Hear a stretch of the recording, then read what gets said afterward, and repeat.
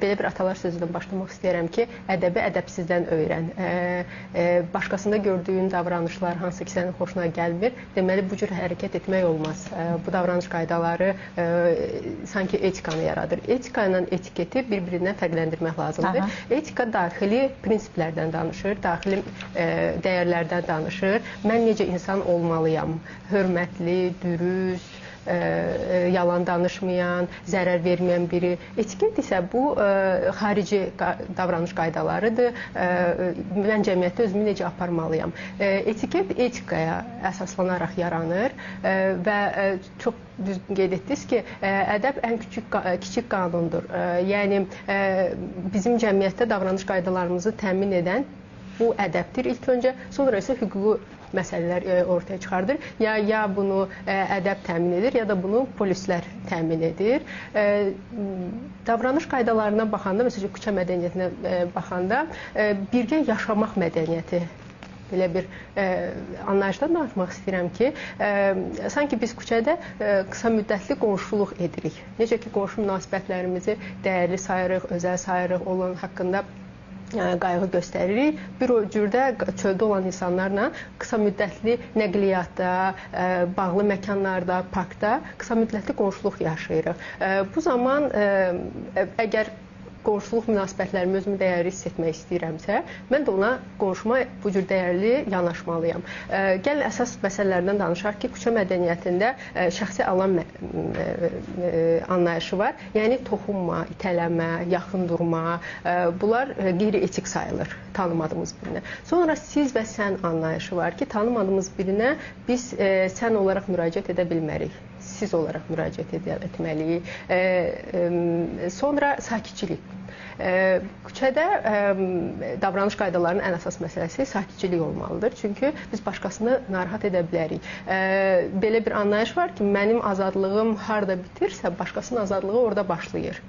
Yəni, mən çöldə telefondan danışa bilərəm, amma mənim səsim əgər başqasını narahat edirsə, onun azadlığını pozursa, bu zaman mən burada dayanmalıyım və etiket qaydaları onu təmsil edir ki, mən artıq sakit danışmalıyam, tütün vasitələrindən istifadə etməməliyəm, yolda gedərkən məsafə saxlamalıyam, küçəni çirkləndirməməliyəm. Bəli, sıra mədəniyyətimiz heç yoxdur, təəssüf ki. Sıra mədəniyyətində ən vacib məsələlərdən biridir ki, çox insan düşünür ki, mən daha vacibəm, mənim işim daha vacibdir, ona görə önə keçməyə çalışır. Etiket qaydalarına uyğun olaraq sıra mədəniyyətində insanların arasında məsafə 50 sm-dən olmalıdır və əgər bizim məsəl üçün dayanacaqlarda əgər birinci kim gəlibsə, o da məsəl üçün ictimai nəqliyyata minməlidir. Amma əgər biz görsək ki, məsəl üçün bir xanım var, uşaqlı bir qadın var, əlbəttə ki, bu zaman uşaqların kaprizini nəzərdə alaraq onun qabağa buraxa bilərik. Bu da bizim daxili mədəniyyətimizdən, etikamızdan irəli gəlir. Yəni, etiket qaydaları və etika bir-birini hər zaman dəstəkləyir. Təşəkkürlər. Salih bəy, nəsə bildirəcəksiniz? Mən müəllimin sözünə bir əlavə eləmək istəyirdim. Müəllim qeyd etdi ki, bəs cərimələri artırmaq ehtiyacı yoxdur. Mən hesab etmirəm, bu düzgündür. Niyə? Məsələn gətirəcəyəm. Təhlükəsizliyi anlayışı məncə kiçik yaşda uşaqlara, hətta biz böyüklərə aşılanmalıdır ki, biz hansı məlumatı, hansı xarakterlə kiməsə göstəririk.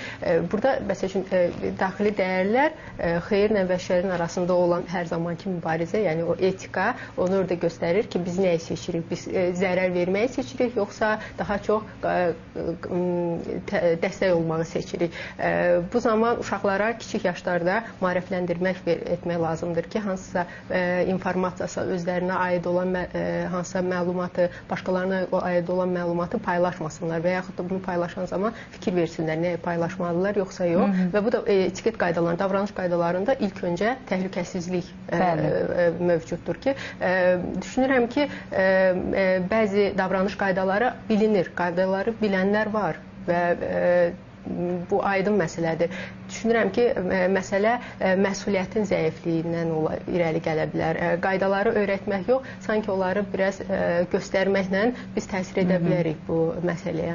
İş ondadır ki, indi sanki belə bir şey yaranıb, bayaq dedinizsə, ictimai qınaq, məsuliyyət. İndi daha çox hamımız elə bil ki, abırsızdan abrumuzu qorumağa başlamışıq. Bu adam sənin üstünə oğru elə bağırır ki, doğrunun bağrı çatlayır. Qorxursan söz deyərsən sənə xoş olmayan ifadə ilə cavab verəcək ki, verir. Söyür, yayır, yayımlayır, yayır. Sən ədəblisən.